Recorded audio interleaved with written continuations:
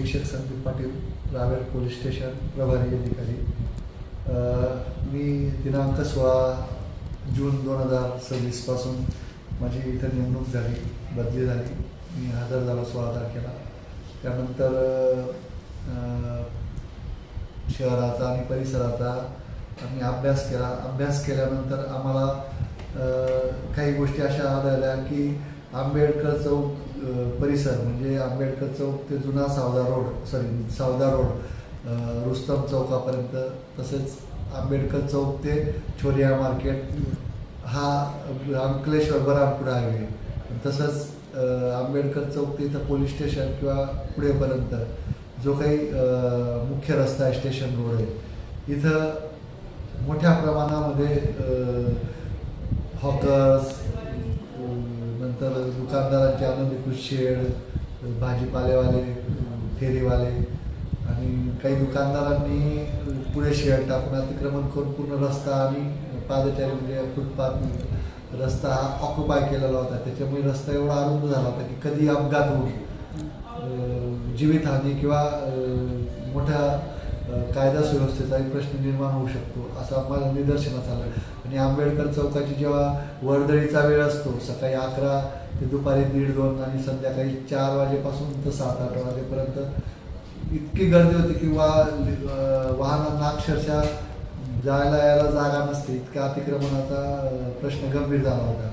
त्यानंतर आम्ही सर्व स्थानिक वरिष्ठ लोकप्रतिनिधींना तसेच नगरपालिका, संबंधित प्रशासकीय यांना विश्वासात घेऊन की या गोष्टीसाठी आपण काहीतरी उपाययोजना कराव्या।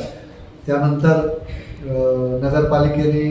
नगरपालिकेला हा प्रश्न गंभीर होताच त्यांनी सकारात्मक प्रतिसाद दिला।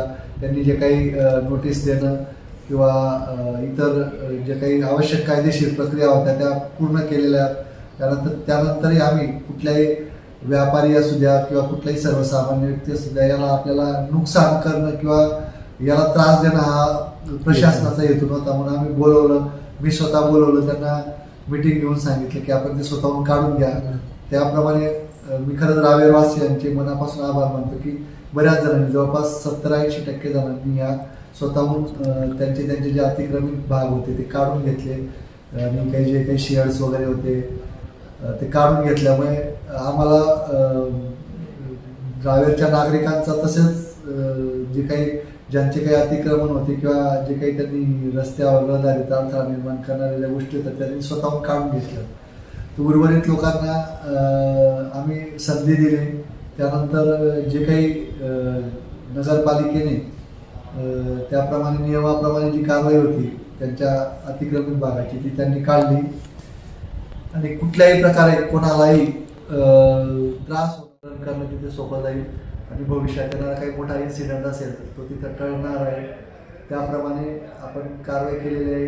नगरपालिकेने जो बंदोबस्त मागितला होता त्या बंदोबस्ताप्रमाणे आम्ही स्वतः तिथं हजर होतो। कुठलाही कायदा सुव्यवस्थेचा प्रश्न निर्माण नगरपालिकेने केलेल्या कारवाईसाठी आम्ही पूर्णपणे त्यांना कायदेशीर कारवाईसाठी सपोर्ट केला। त्यानंतर आम्हाला नागरिकांचाही प्रचंड चांगला प्रतिसाद मिळतो आहे आणि प्रत्येकाने हे समाधान व्यक्त केलं की हे होणं फार काळाची गरज होती। आणि मी सगळ्यांना आवाहन करू इच्छितो की हे रावेर शहरासाठी भविष्यात हे लाभदायी ठरणार आहे। त्यामुळे जर कोणाला असं वाटत असेल की काही होत नाही तर ही गोष्ट त्यांनी मनातून काढून टाकावी, याचा फायदाच होणार आहे भविष्यामध्ये। आणि दुसरी महत्त्वाची गोष्ट, ही कारवाई कंटिन्यू चालू असणार आहे। मुख्य रस्त्यांवरचं जे अतिक्रमण आता यापुढे होणार नाही याची दक्षता नगरपालिका घेत आहे आणि त्यांना पोलीस प्रशासनाकडून जी काय आवश्यक मदत असणार आहे ते आम्ही करणार आहोत। आणि प्रोॲक्टिव्ह म्हणजे सतर्कतेने या गोष्टी केल्या जातील। तरी मला सगळ्यांचं आव्हान आहे की कोणी अतिक्रमण करण्याची परत तिथं अतिक्रमण करू नये। जर केल्यास ते अतिक्रमण तात्काळ काढलं जाईल किंवा जे काही रहदारीचा अडथळा निर्माण होणाऱ्या जे काही गोष्टी असतील ते नगरपालिका करेल आणि नगरपालिकेने जर त्या संदर्भात जर गुन्हा दाखल केला तर त्याच्यावर कायदेशीर कारवाई सुद्धा एक तर ते करतील किंवा आमच्या प्रचलित कायद्यानुसार जे कायदेशीर कारवाई त्यांच्यावर होणार असेल ती पण होईल। त्याच्यामुळे सर्वांना विनंती की परत तिथे कुठल्याही प्रकारचं अतिक्रमण करण्याचा प्रयत्न करू नये।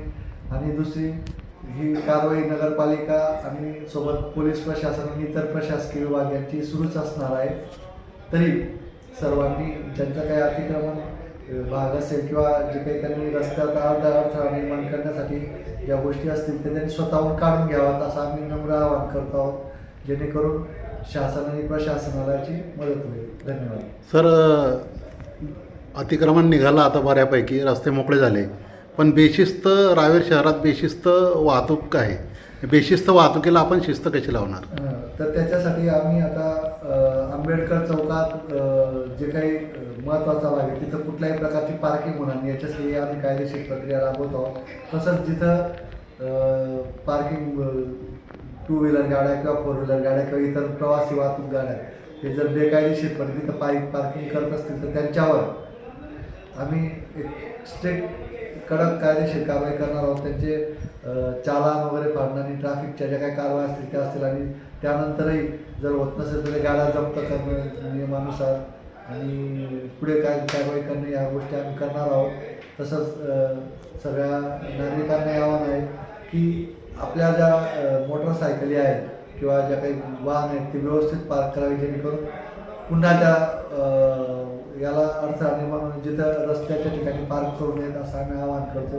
आणि जिथं पार्क केला असेल त्या ठिकाणाहून पूर्ण रहदार म्हणजे जे 4 पदरी रस्ता आहे त्याच्यात रहदारीला कुठलाही अडथळा येणार नाही याची दक्षता घ्यावी असं मी नम्र विनंती करतो, आवाहन करतो.